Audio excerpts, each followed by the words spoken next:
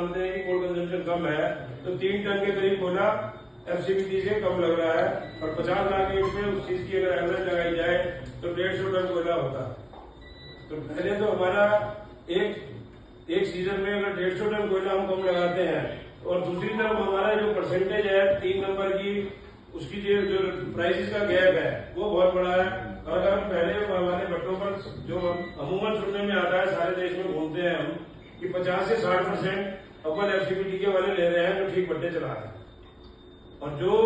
आप इन भट्टों को चलाते हैं जिगजैग को, तो इसमें 85-90% हम अव्वल को की मात्रा को ले रहे हैं। और ये जो डिफरेंस है, ये इतना मेजर डिफरेंस है कि 25% का डिफरेंस फर्स्ट क्वालिटी और थर्ड क्वालिटी का, इसका जो पैसा है ये 25 से 30 लाख रुपए है। तो हम अप्रोक्सीमेटली में 40 लाख रुपए के आसपास 50 लाख ईंटों के डिफरेंस के साथ हम भट्टों को चला रहे हैं। जो उस चीज को समझेंगे तो हमारे भट्टे और ज्यादा तेजी से डेवलप होंगे और बनेंगे, क्योंकि हमारा मेन है कि जिगजैग टेक्नोलॉजी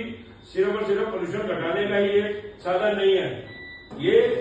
इनकम करने का भी साधन है। पर हमारा मेन पर्पज ही भट्टे वालों का है कि अगर हमारी इनकम ज्यादा होती है तो इस टेक्नोलॉजी को अडॉप्ट करने में लेट नहीं होना चाहिए। अब दूसरा, जैसे कि अभी नया नोटिफिकेशन हमारा जो चल रहा है, जिसके बेस में हम इन भट्टों को आगे बढ़ा रहे हैं, तो नोटिफिकेशन का जो पॉइंट आया है भारत 2022 के नोटिफिकेशन में, उसमें मॉनिटरिंग के 250 एसपीएम के साथ CO2 को जोड़ दिया गया है। और अभी पंजाब में सीबीआरआई ने करीब मिस्टर लहरी साहब के साथ एक मीटिंग की थी, और उसमें इन्होंने काफी टेस्टिंग की है, और उसके जो रिजल्ट्स आए हैं उसमें इस तरीके से है कि अगर